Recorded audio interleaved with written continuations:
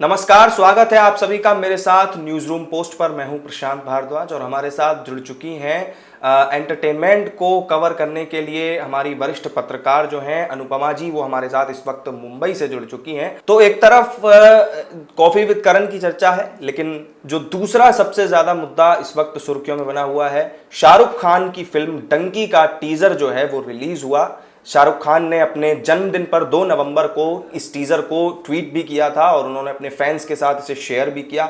उनके फैंस के लाखों करोड़ों फैंस के रिएक्शंस जो हैं उससे सोशल मीडिया इस वक्त भरा हुआ है और तमाम तरह की बातें इस टीज़र को लेकर के लोग अपना ओपिनियन रख रहे हैं, अपने रिव्यूज़ रख रहे हैं। तमाम तरह की बात लोग फैंस कह भी रहे हैं। कोई उसकी तारीफ कर रहा है, कोई उसमें कमियां भी निकाल रहा है, कोई उसमें शाहरुख खान के किरदार को जो है वो सराहना मिल रही है। दूसरी तरफ कुछ ऐसे ट्रोल्स हैं जो शाहरुख खान की ट्रोलिंग भी कर रहे हैं, क्योंकि अक्सर हमने देखा है शाहरुख खान की ट्रोलिंग तो होती है जब उनकी कोई नई फिल्म रिलीज होने वाली होती है।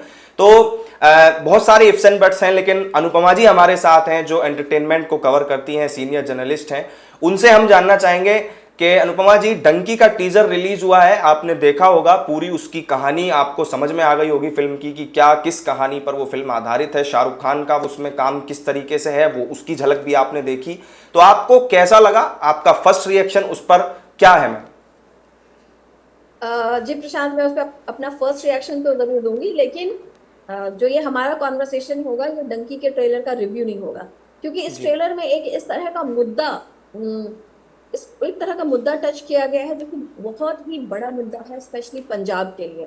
तो बेसिकली ट्रेलर टीजर को देखकर ये बिल्कुल ही साफ हो गया है कि ये जो फिल्म है ये पंजाब के इलीगल माइग्रेंट्स के ऊपर बनी हुई है, जो जी कि यूके, कनाडा, अमेरिका इलीगली जाना चाहते हैं। तो लेकिन इसका जो है बैकड्रॉप भले ही इलीगल माइग्रेंट्स है, लेकिन कहानी का थीम जो है वो दोस्ती है, घर के लिए प्यार है, घर के लिए लॉन्गिंग है। और कि जब घर से लोग दूर जाते हैं तो किस तरह से जो उनका जुड़ाव है वो दिखता है, वहां वापस आने उनकी जो इच्छा होती है वो दिखता, वो पता चलती है। तो ये सेंट्रल थीम है, लेकिन इसका बैकड्रॉप जो है वो पंजाबी इलीगल जो माइग्रेंट्स हैं वो है। जी नाउ ये पहली बार नहीं है कि पंजाब में जो इलीगल माइग्रेंट्स हैं उनके ऊपर पहली बार फिल्म बनी है। पंजाबी फिल्म इंडस्ट्री में कई फिल्में बन चुकी है, क्योंकि ये वहाँ का बहुत बड़ा मुद्दा है। अ, पंजाब में अगर आप जानते हो, क्योंकि आप दिल्ली में रहते हैं, नोएडा में रहते हैं, तो आप पंजाब में हर फैमिली, एवरी फैमिली, कोई ना कोई मेंबर या ज्यादातर फैमिली से हर मेंबर विदेश जाना चाहता है, लीगली या इलीगली। उनके जीवन का एकमात्र लक्ष्य होता है कि वो लंदन में जाके सेटल हो, वो कनाडा में जाके सेटल हो, अमेरिका में जाके सेटल हो, या कोई भी वेस्टर्न कंट्री या ऑस्ट्रेलिया में जाके सेटल हो। तो ये उनके जीवन का एकमात्र लक्ष्य होता है, ये वहाँ का ट्रेंड है, ये वहाँ का पैटर्न है। तो लेकिन इस लक्ष्य को पाने में जो है वहां पे बड़ी संख्या में लोग इलीगली जो है अमेरिका जाने की कोशिश करते हैं, यूके में भी कई बार इलीगली घुसने की कोशिश करते हैं। और जो ऐसा करते हैं, कई उनकी बहुत बुरी हालत होती है अगर वो पकड़े जाते हैं। उनको डिटेंशन सेंटर में रखा जाता है, उनको डिपोर्ट किया जाता है, मतलब उनकी बहुत बुरी हालत होती है। तो मुझे लगता है कि ये फिल्म पूरी उन्हीं इलीगल माइग्रेंट्स की कहानी है कि क्या वो फेस करते हैं, वो किस सरकमस्टांसेस से गुजरते हैं, उनका जीवन कैसा होता है जब वो इस तरह का अटेम्प्ट करते हैं। जी। तो मैम, ये जो मुद्दा अभी प्रश्न, आपने हाँ। आपने जिसका जिक्र किया, इलीगल माइग्रेंट्स वाला, तो वैसे भी मतलब सोशल मुद्दा है, सोशल इशू है। और हमने हमेशा ये देखा है कि जो देश से जुड़े हुए ऐसे मुद्दे होते हैं या जो ऐसे सामाजिक मुद्दे होते हैं, उन पर हमने देखा है कि अक्षय कुमार काफ़ी आगे रहते हैं फिल्म बनाने में। इस बार शाहरुख खान कैसे बाजी मार के ले गए? शाहरुख खान बेसिकली ये फिल्म जो है वो राजकुमार हिरानी की फिल्म है, आप ये समझिए। तो जी राजकुमार हिरानी जो है वो हर बार अलग अलग अलग अलग कहानियों पर फिल्म बनाते हैं, जैसे कि मुन्ना भाई, लगे रहो मुन्ना भाई।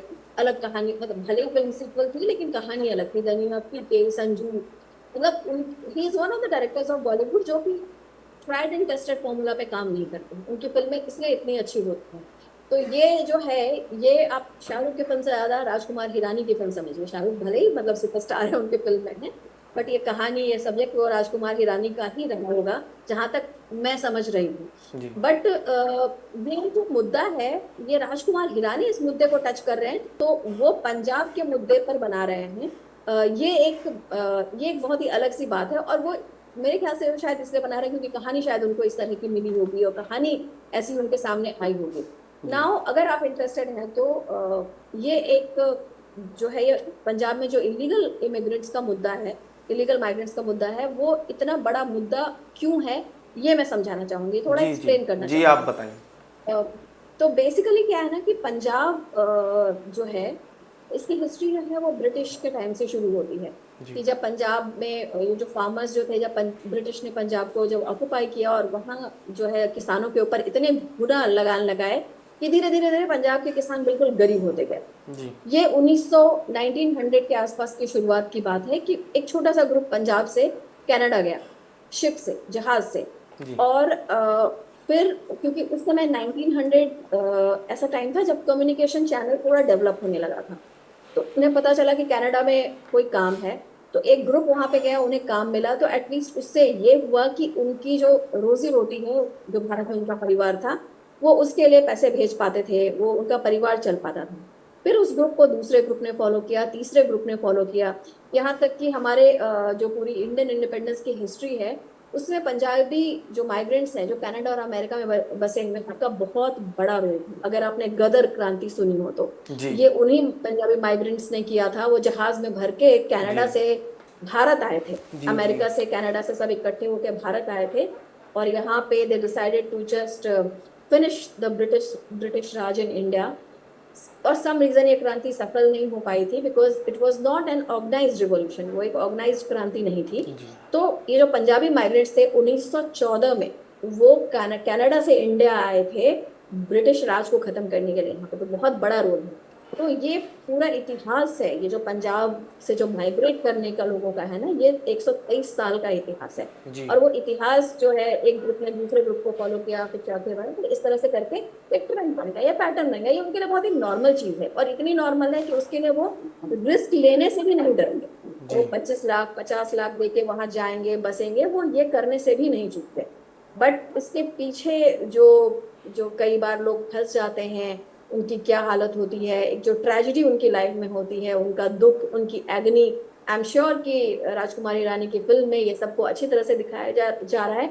और एक तरह से मेरे ख्याल से लोगों के लिए वार्निंग भी होगी कि जी कैसे मतलब आप अपने देश में ही रहें। अगर अगर आपको वहां पे बेस्ट मिल रहा हो तो ही जाएं, और अगर नहीं मिल रहा हो तो फिर अपने देश से अच्छा, और अपने देश से अच्छी और कोई जगह नहीं। जी। इसके अलावा भी मैम, जो और इस तरीके की इस जैनर की जो फिल्में आती हैं, जो हमने देखा है कि इससे पहले उड़ता पंजाब भी जो रिलीज हुई थी, तो उसमें भी पंजाब का ही मुद्दा, जो वहाँ पर जो ड्रग सिंडिकेट पूरा काम करता है, उसको लेकर के दिखाया गया। किस तरीके से वहाँ की जो युवा पीढ़ी है उसको बर्बाद करने के लिए वहाँ पर ड्रग्स का इस्तेमाल किया जाता है और नशे की लत लगा दी जाती है युवाओं को, तो उस चीज़ के नुकसान को दिखाया गया था। और इसी तरीके से अब हम देख तो हमने अक्सर देखा है मैम, बॉलीवुड इस पैटर्न को इतना ज़्यादा फॉलो क्यों करता है कि पंजाब के जो इस तरीके के मुद्दे होते हैं उनको उठाने का काम बॉलीवुड की इसमें कुछ ज़्यादा दिलचस्पी कई बार नजर आती है। नहीं, सिंपल बात है क्योंकि बॉलीवुड में पंजाबी फिल्म मेकर्स बहुत ज्यादा हैं। अगर आप पूरा जी बॉलीवुड का इतिहास ही उठा के देख लीजिए कि 1940 से जो हमारे राज कपूर, मतलब जो one of the biggest makers Punjabi थे, देवानंद, जी नवकेतन की वो पंजाबी थे। उसके बाद जितने बड़े डायरेक्टर्स थे पुराने, वो सब सब पंजाबी थे। उसके बाद अभी जो जौहर, यशराज, वो सब सब पंजाबी हैं।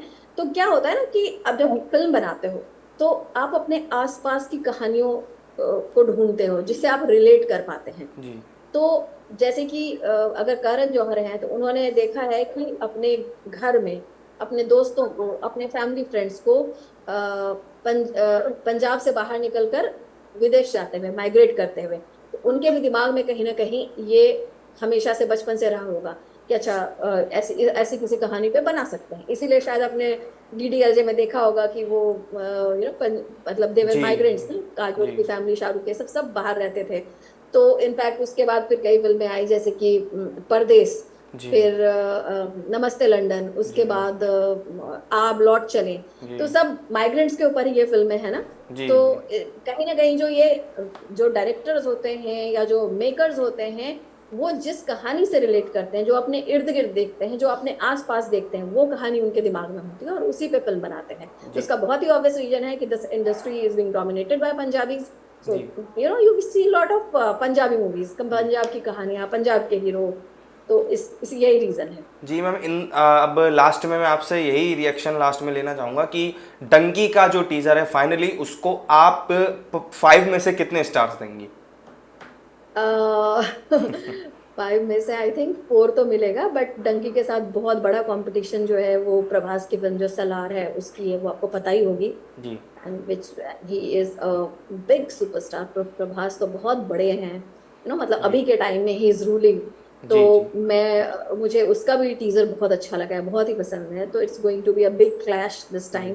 देखते हैं क्या। मुझे तो बहुत पसंद आया डंकी का टीजर, क्योंकि ये जी मुद्दा काफी एक, मेरे ख्याल से अवेयरनेस लाने के लिए ये मुद्दा बहुत अच्छा है। जी क्योंकि बिल राजकुमार हिरानी की फिल्म में आपने कहीं ना कहीं देखा होगा कि फिल्म में कहानी के साथ साथ अवेयरनेस भी जी होती जी है ना। एक लोगों को कुछ ना कुछ मैसेज देकर जाता है। उनकी फिल्म जी ऐसे बिना सर पैर की नहीं होती है, कुछ ना कुछ तो लोगों को मैसेज देकर जाती है। जी। तो मेरे ख्याल से ये भी फिल्म एक मैसेज देकर जाएगी, एंड आई थिंक 4 तो मिलना चाहिए। समाज के ऊपर उसका सोशल इम्पैक्ट देखने को मिलेगा। सोशल इम्पैक्ट ये बहुत जी जरूरी है कि फिल्म जो है कुछ ना कुछ अच्छी बात सीख कर जाए, उसका कुछ असर हो लोगों पर। जी नो मतलब ज्यादातर जो फिल्में साल में इतनी आती है, उसकी आजकल देखा ही होगा, उसकी कहानियों का कोई सिर पैर होता नहीं है, जी जी लोगों के दिमाग पे कोई छाप छोड़ती नहीं है। जी लेकिन कोई एक फिल्म जैसे कि तारे जमीन पर इतने साल पहले रिलीज हुई थी, वो फिल्म अभी भी लोगों के दिमाग में है, जी एक एवरी चाइल्ड इज स्पेशल। तो जी ऐसी फिल्म फिल्म हो तो ऐसी हो। जी बिल्कुल। फिल्में जो हैं वो समाज का आईना कही जाती हैं, और फिल्मों को वैसा होना भी चाहिए, दिखना भी चाहिए। जिस तरीके का समाज हम देखना चाहते हैं वैसा ही फिल्मों को दिखाई देना चाहिए, ताकि एक मैसेज लोगों के बीच में जाए। और जो कुछ बुराइयां भी हैं, जो कुछ ऐसी चीज़ें हैं कुछ, क्योंकि कोई भी समाज कभी पूरा नहीं होता है, तो जो कुछ चीज़ें छूटी हुई हैं वो भी पूरी होती नजर आएँ, और समाज जो है वो एक पॉजिटिव डायरेक्शन में दिखा जाता हुआ नजर आए। तो फिल्मों के जरिए ऐसा मैसेज जाना बहुत ज़रूरी है। तो ये थी अनुपमा जी जो मुंबई से हमारे साथ जुड़ी थी, जिन्होंने डंकी के टीजर के बारे में अपनी राय रखी। अभी फिलहाल के साथ हमारे साथ इस खास पेशकश में इतना ही। अनुपमा जी, आपका बहुत बहुत शुक्रिया हमसे जुड़ने के लिए। आप फिर थैंक हमसे जुड़ेंगी इस ठीक उम्मीद है। के साथ। अभी फिलहाल हम अपने इस खास पेशकश में हमारे साथ इतना ही। फिर जुड़ेंगे हम आपसे किसी और बड़ी खबर के साथ, उसकी चर्चा, उसके विश्लेषण के साथ। तब तक के लिए दीजिए इजाजत। नमस्कार।